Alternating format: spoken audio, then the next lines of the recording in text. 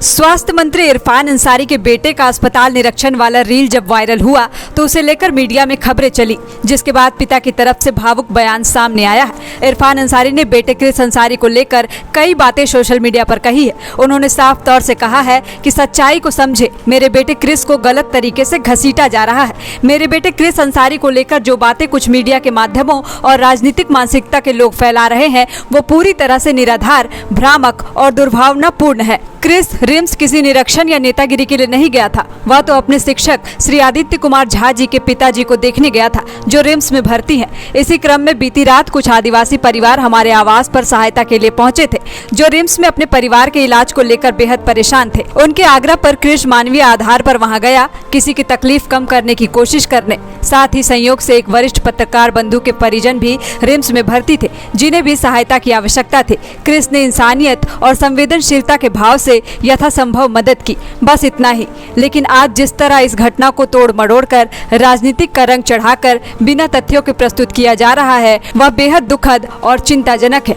Chris एक पढ़ा लिखा, संवेदनशील और होनहार छात्र है। वह अभी छुट्टियों में रांची आया हुआ है। सेवा की भावना उसके भीतर सहज रूप से मौजूद है। आखिर वह पूर्व सांसद श्री फुरकान अंसारी का पोता है, जिन्होंने झारखंड अलग राज्य के आंदोलन में महत्वपूर्ण भूमिका निभाई थी। ऐसे परिवार में जन्मे युवा में जनभावना और सेवा का स्वाभाविक संस्कार होना कोई अचरज नहीं। लेकिन क्या अब मदद करना भी अपराध है?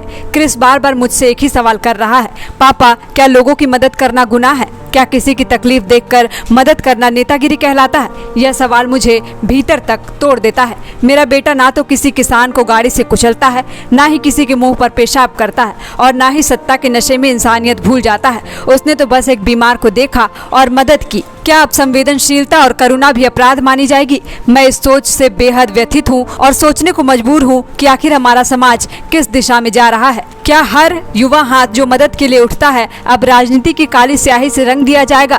यह हाय तौबा, यह मानसिकता समाज के लिए घातक है। मैं आप सभी से हाथ जोड़कर निवेदन करता हूँ, कृपया सच्चाई को समझे, राजनीतिक चश्मे को उतारे। यह एक युवा की संवेदनशीलता और सेवा भावना का अपमान है। क्रिस का मन टूटा है लेकिन उसके इरादे मजबूत है। आपको बता दें कि इरफान अंसारी के बेटे क्रिस अंसारी का वीडियो सोशल मीडिया पर वायरल हुआ था, जिसके बाद कई तरह के सवाल उठ रहे थे कि क्या मंत्री के बेटे को इतना अधिकार है कि वह अस्पतालों का निरीक्षण कर सके। इसी बात को लेकर इरफान अंसारी की तरफ से यह भावुक पोस्ट किया गया है। गोल, जहां 27 वर्षों के सफर में 17,000 से भी अधिक छात्रों ने डॉक्टर एवं इंजीनियर बनकर भरे सफलता की ऊंची उड़ान, जहां साधारण छात्र भी झारखंड टॉपर्स बनकर बना रहे इतिहास। दूरदर्शी शिक्षाविद श्री विपिन सिंह के मार्गदर्शन में मेडिकल एवं इंजीनियरिंग के लाखों छात्रों के लिए आशा की किरण के रूप में गोल, नेशंस लीडिंग इंस्टीट्यूट। बायोम सिर्फ मेडिकल प्रिपरेशन का संस्थान। बायोम से लगातार दूसरी बार नीट यूजी में 700 मार्क्स पार। 10th पास स्टूडेंट्स के लिए फाउंडेशन कोर्स, 11th पास स्टूडेंट्स के लिए फ्रेशर कोर्स और 12th पास स्टूडेंट्स के लिए टारगेट कोर्स 17 अप्रैल से शुरू हो रहे हैं। कॉल 7360066190 और visit Biome, circular road near women's college and Hinoo, Ranchi. सरकारी परीक्षा की तैयारी का सबसे भरोसेमंद नाम NIBM।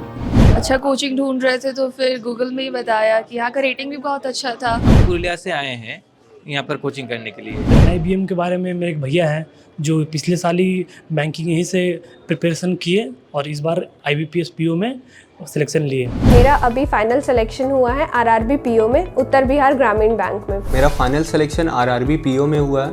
NIBM, thefollowup.in, like, share and subscribe. www.thefollowup.in